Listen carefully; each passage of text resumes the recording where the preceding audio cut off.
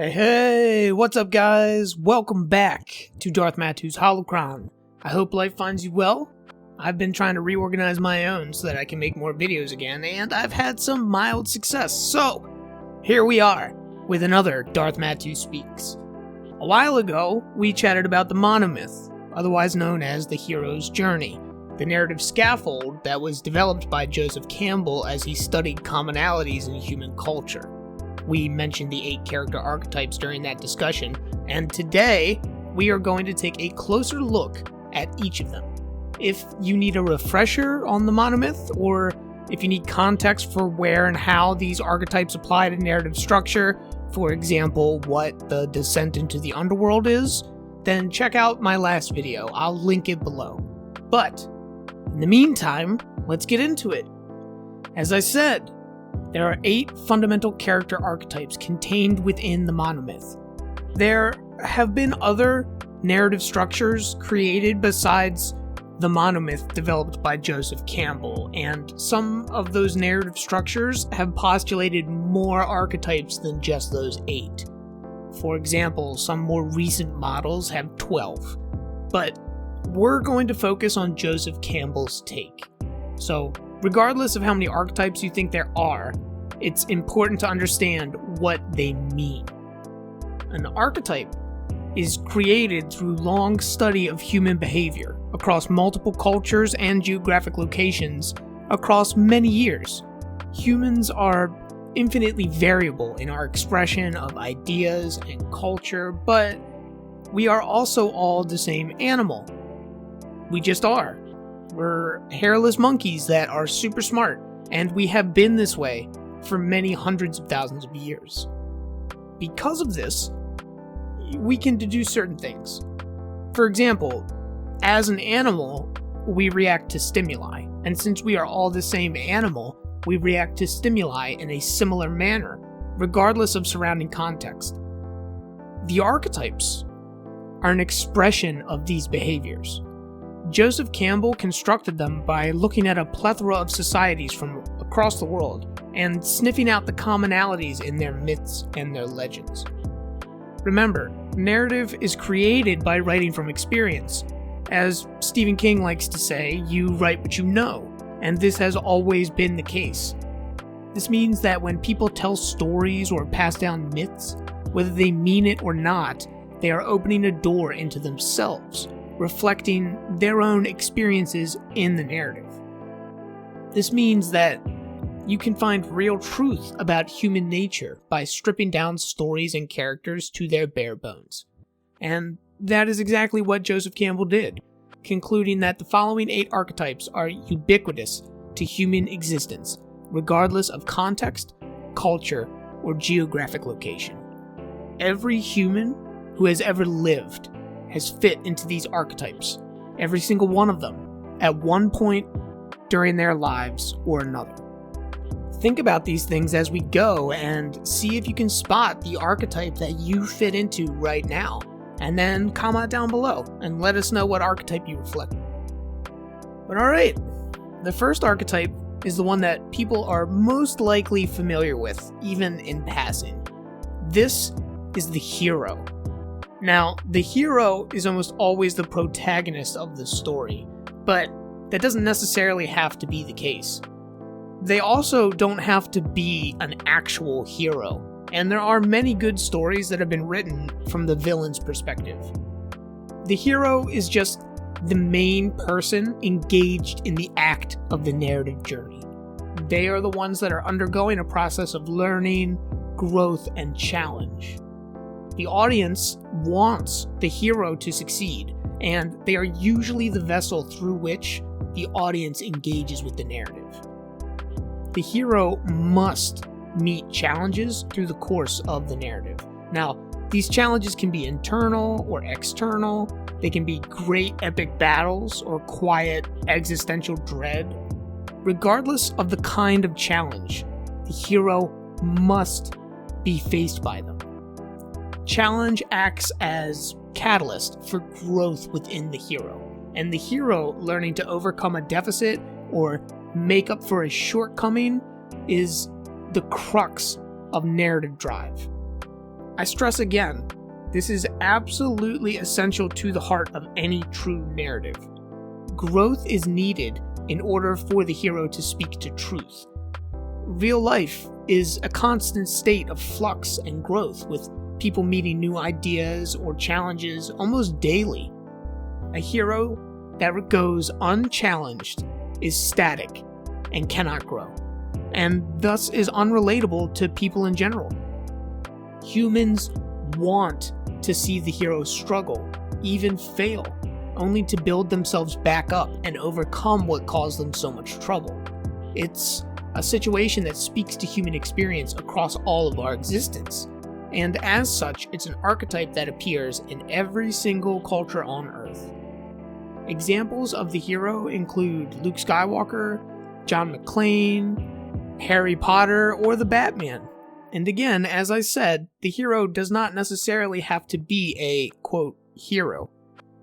Joaquin Phoenix's recent Joker movie is a great example of a well-constructed narrative arc that has a villain in the role of the hero. The mentor is the next archetype. The mentor is the guide to the hero. Oftentimes, they are the vehicle through which the call to adventure arrives, such as when Gandalf marks Bilbo's door in The Hobbit, but this is not always the case. The mentor is usually older, wiser, though again, this is not always the case. Sometimes you have a young mentor, like the child that teaches Neo how to bend spoons in the Matrix.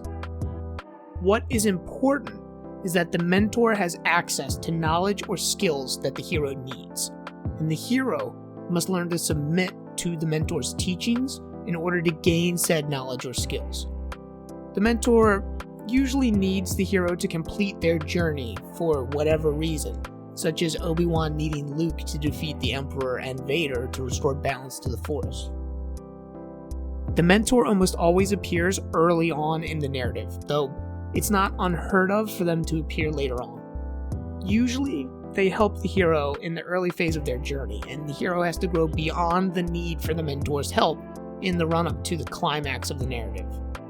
Some good examples, as mentioned, include Obi-Wan, Gandalf, Morpheus, and Kreia.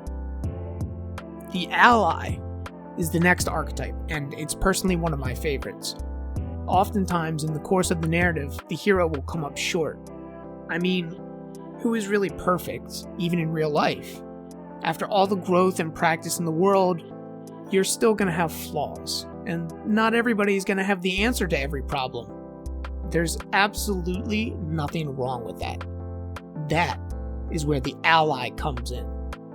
They provide something that the hero lacks, and help them to overcome a challenge where otherwise the hero would fall short. The ally is one of my favorite archetypes because, to me, it is the one that most reflects our human nature. We aren't perfect, as said.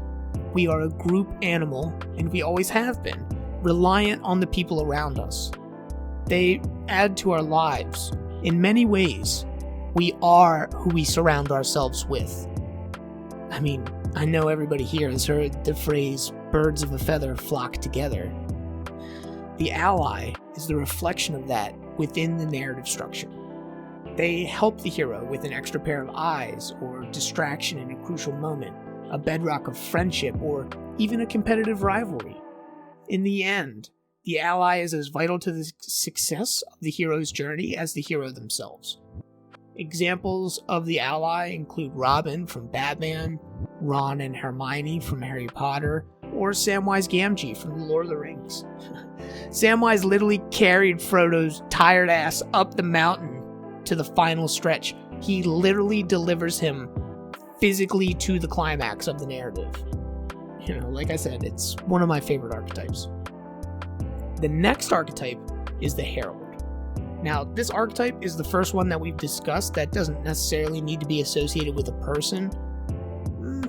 Most of the archetypes you might be able to get away associating with an object or an event, but the Herald in particular can be anything. It's an object, a person, or an event that signifies that the hero is either about to start their journey or undergo an important change. The Herald almost always appears at the beginning of the narrative, along with the mentor, but this doesn't always have to be the case. The Herald can overlap with other archetypes as well. For example, Gandalf was already mentioned as pushing Bilbo out his front door in The Hobbit, which would make him both the Herald and the mentor. As stated, it doesn't even have to be a person. It can be an object, an animal, an event. R2-D2 is the Herald when he delivers a message that calls Luke to adventure. But the murder of Bruce Wayne's parents is also the Herald, completely shifting the course of young Bruce's life. Other examples could include the letter to the ball in Cinderella or the attack on Vito Corleone in The Godfather that pushes Michael into his family's crime family. The Trickster is the next archetype, and it's one of the more nuanced archetypes. Tricksters are often used for comedic relief, but they don't always have to be used that way. Their true purpose is to act as a question to the status quo. They are meant to force the characters around them to question their worldview or their beliefs. This can be done via humor, but it can also be accomplished by other means. Sometimes the Trickster even takes the place of the main antagonist, such as the Riddler in the recent Matt Reeves film, The Batman. The Trickster acts as a driving force for reflection, if not outright change, in the characters around them. A foil that almost always brings positive change. Examples of the Trickster include Donkey in Shrek, forcing Shrek to realize that living with others isn't so bad after all. Gollum in The Lord of the Rings, whose treatment at the hands of Frodo causes Sam to question his own beliefs. Or again, the Riddler in The Batman, forcing Batman to come to terms with the fact that revenge is not enough of a motivator by itself. The Threshold Guardian, or just the Guardian for short, comes next. The Guardian is another archetype that does not necessarily need to be tied to a person. It can be a character or an object or an event. It just stands in the hero's way. The Guardian usually blocks the way forward in the narrative and acts as an obstacle that needs to be circumvented for the hero to proceed. Now, this doesn't mean that the Guardian is always an antagonist. In fact, much like the Herald, this archetype can overlay other ones. For example, Yoda is clearly a mentor to Luke, but he also acts as the Guardian, warning Luke against moving too quickly or taking risks before he is ready. Oftentimes, there are multiple Guardians within a narrative, with the hero usually having to trick, defeat, or live up to the Guardian's standards before they can proceed in their journey. In the case of Luke Skywalker, he simply ignored Yoda's advice, and it is worth noting that just like with Luke on Bespin, circumventing the Guardian in such a manner oftentimes leads to additional negative consequences, even pushing the hero into the descent into the underworld phase of their narrative journey, just as it did for Luke in his defeat to Vader. Other examples of a Threshold Guardian include the Whomping Willow in Harry Potter, Boomy from Avatar: The Last Airbender, or Cerberus from classic Greek tales in ancient mythology. The next archetype is the Shapeshifter. The Shapeshifter is a character that constantly changes, though the change does not need to be physical. A change from an ally to an enemy or from an enemy to an ally is consistent with the Shapeshifter archetype.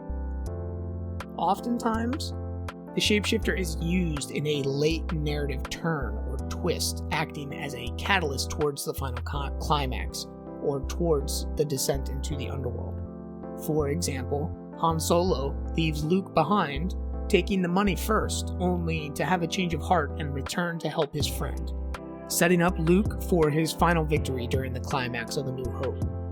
There are other examples as well, such as Vegeta in Dragon Ball Z, who goes from main villain to one of Goku's most powerful allies, or Gollum, who also acts as a shapeshifter, showing that this archetype can have some overlap with the Trickster. Gollum acts as Frodo and Sam's guide into Mordor, but ends up betraying them, eventually culminating in Gollum's act of betrayal, resulting in the resolution of the climax.